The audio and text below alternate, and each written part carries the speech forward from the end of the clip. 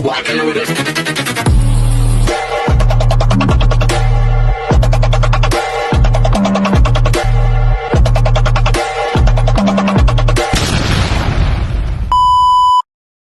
Hello beautiful people! Kamusta kayong lahat? It's your Mama Sam dito sa Sam Sam TV. Kamusta naman kayo mga amigo, amiga, kumare at kumpare? Sana lahat kayo ay okay na ngayong araw na to. At syempre kung ako naman ang tatanungin nyo, nakikita naman ninyo ang fresh na beauty ng Mama Sam ninyo. And then sa lahat ng mga tumututok dito sa Sam Sam TV, maraming salamat guys sa inyong lahat ng bonggang-bongga. Syempre, chikang Sam Sam TV tayo ngayon. Pero bago ako tsumika, gusto ko munang kamustahin ang lahat ng mga kaibigan natin na nasa parting Middle East. Kasi talagang dami-dami nilang tumututok dito araw-araw, lagi-lagi. Maraming salamat naman guys sa inyong lahat sa pagmamahal at suporta na binibigay ninyo. At hindi lang yan. Gusto ko rin magpasalamat syempre sa mga kaibigan natin na nasa parting America, yung mga nasa USA at Canada. Ayan!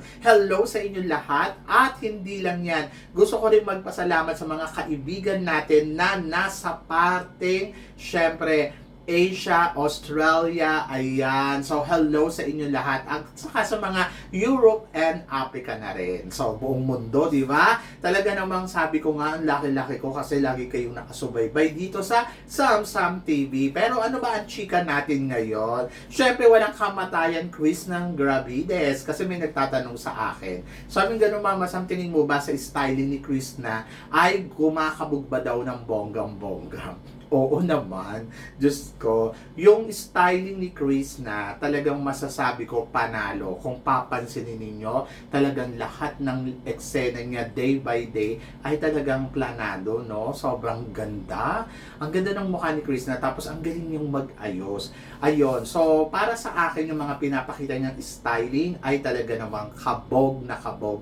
At wala akong masabi. Sa damitan na sinusuot niya, well, ang masasabi ko, panalo din. Kasi talagang alam niya kung nasaan bansa siya. O, di ba? Hindi siya masyado may eksena, pero alam mong pasok sa panlasa ng mga India. Ganon, ng mga Indiana, di ba? Kasi talagang ang ganda-ganda talaga. Sobrang panalo. Sabi ko nga, marunong din talaga sa styling itong si Chris na napansin ko na yan doon pa sa Miss Universe Philippines. Panalo talaga, di ba nga ginagaya nga yung niya, yung kanyang final evening gown. Kaya nako, napa-question mark tuloy ako. Ano kayang gagamitin ni Chris ng final evening gown dito sa Miss World, no?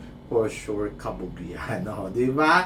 So, yon. So, sabing ganun, tingin ko daw ba, makakatulong daw ba yung yung eksena ni Chris na parang laging paandar. Kasi kaninang umaga nakita ninyo, grabe, glam makeup talaga si Chris na kaninang umaga. Ay, ang ganda. Sabi ko kaninang umaga, sabi ko, my gosh, eto na yun, no? Di ba? Kasi masasabi mo naman na talaga sobrang beauty talaga. Ay, nako, sabi ko, ang galing ni Chris na pwede mo siyang dalhin sa Miss Universe. Alam mo, yung day by day na makikita mo sa kanya, sobrang nakaka-amaze. Sabi ko nga, ngayon ko na-appreciate talaga yung beauty na meron itong si Chris na. At kung ikukumpara natin siya sa mga pinadala natin Miss World, tabi-tabi iba talaga yung beauty ni Chris na kumakabog. Kaya nga sabing ganun, kung ano daw ba, yung mga styling ba, yung mga pinapakita dito ni Chris na makakatulong ba to para sa laban niya? Oo naman. Kasi dito kasi makikita mo kasi na sobrang napakarena ng datingan. Yung alam mo yun, marunong siya mag-ayos, tapos iba-iba yung pinapakita niyang styling, plus bumabagay sa kanya yung mga damit na sinusuot niya. Kung papansinin mo, talagang nandoon. Sobrang winner. Kung ikukumpara natin siya kay South Africa, si South Africa, simplihan lang din naman yung mga ayos, tapos laging ganun. Pero kasi kung titingnan mo yung reigning queen ng Miss World, in fairness naman, sobrang kabog na kabog at lumilevel talaga yung beauty doon ni Chris ng Gravides, di ba? Aminin ninyo. Kumbaga parang kung i-base mo sa mga style ni Chris na, so kaya niyang mahit. Hindi lang kasing ganda talaga ng reigning Miss World pero nandoon ako sa part na ay kayang sumabay. Kaya lang kasi morena beauty kasi etong si Chris na Gravides, ang ating pambato sa Miss World. And then kung kukumpara mo din yung styling niya kay Oppo at saka sa mga ibang Asian candidates, umaangat yung styling niya. Kaya sabi ko, angat dito si Chris na pagdating sa bawat eksena na pinapakita niya. Kasi kung titignan mo naman sila Indonesia, wala namang makaganda-ganda, di ba? Parang, sa totoo lang ha, ewan ko kayo ha, kung nagagandahan kayo, pero ako, hindi talaga ako nagagandahan kay Indonesia. Parang maputi lang, ganon. Tapos, ang isa sa mga nakikita kong maganda, si India, pero wala siyang sinabi doon sa mga ganda na mga nanalong Miss World talaga nung way back noon, di ba? Kung titignan mo yung mga Miss World from India noon, talagang mga kabog yung beauty. So sabi ko, ay hindi din. And then, kung si Oppo at saka si Krishna, sa totoo lang, para sa akin, mas maganda si Krishna. Kapag tinignan mo kasi si Oppo, parang yung mukha niya may something, hindi ko malaman kung ano yung ibig na sabihin, yung ang laki ng noo, tapos parang pipit yun dito, tapos yung niya, parang parang moon, ganon, yung half moon, oo, ganon, pag ganon yung mukha niya. Kaya sabi ko, parang may something wrong, lalo na kapag nakabanat yung buhok niya. Parang, tapos, hindi ko na ma-appreciate yung ganda. Siguro, mas bagay sa kanya yung nakaladlad yung hair, ayun. Kumbaga, walang extraordinary yung beauty ni Oppo. Oo. Maganda lang, parang class lang tignan, very Thai. Yung Thai na hindi ganun kaganda, charot. Yung Thai na parang class yung beauty, totoo. Class. Pero si Chris na kasi gorgeous. Ganon! So, yan. Ang hirap i-explain. Pero si Chris na kasi, parehas lang naman silang morena. Pero kapag tinignan mo si Chris na, ewan ko kung saan ayon kayo ha, meron siyang tinatawag na appealing. Ganon. Ma-appeal ang beauty ni Chris na. Tapos si India naman, hindi ko masyado ma-appreciate yung beauty ni India. Maganda, pero parang naliliitan ako na parang yun at yun yung nakikita ko. Si South Africa, ganun din. Hindi siya masyadong maganda yung mukha, pero hindi ganun na, wow, ang ganda na katulad ng reigning Miss, ng Miss World. Tapos medyo mataba, konti, yun. So, medyo malaman, yun. Malaman yung braso, hindi siya yung payat na payat. Hindi katulad nila Chris, na parang ang haba tignan. Kahit hindi naman ganun katangkadan, pero ang habang tignan, di ba? So, doon pa lang, parang wow, may beauty. Pero tingin ko mas matangkad si Miss Philippines more than kay Chris na, no? So, yon. So, sabing ganun nila na kung mahirapan naman si Philippines makuha ang second Miss World, hindi mo alam, dahil baka magulat ka na lang, siya ang koronahan ng Miss World ngayong taon na to. Ako, ewan ko, sa nakikita ko, malakas yung chance.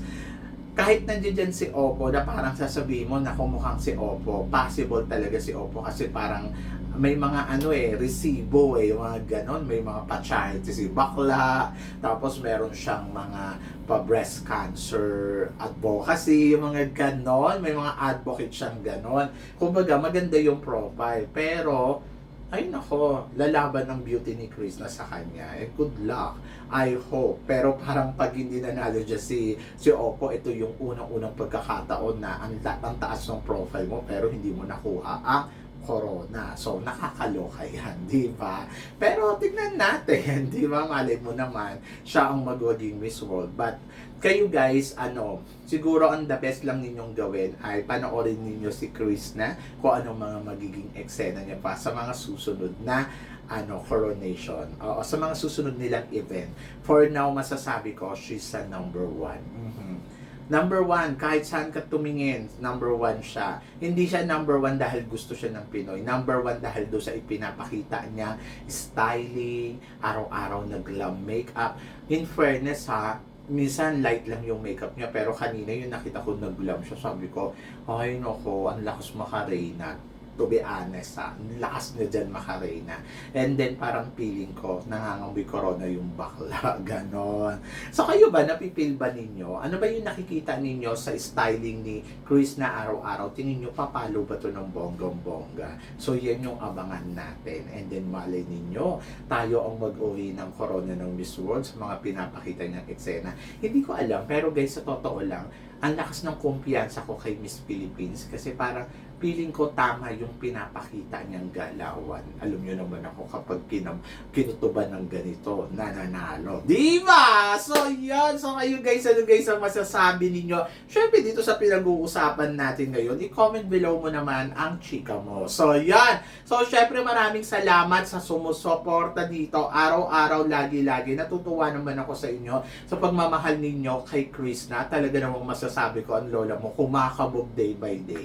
Aminin ninyo man o hindi. Diba? So, yun. So, guys, maraming salamat sa inyong lahat sa support at pagmamahal. So, sa mga hindi pa nakaka-subscribe, ano pang hinihintay ninyo? Subscribe na para syempre updated kayo sa mga chika natin. And then, of course, always keep smiling. Hanggang dito na lang. Hanggang sa muli nating chikahan. See you tomorrow. Thank you, guys. Mwah.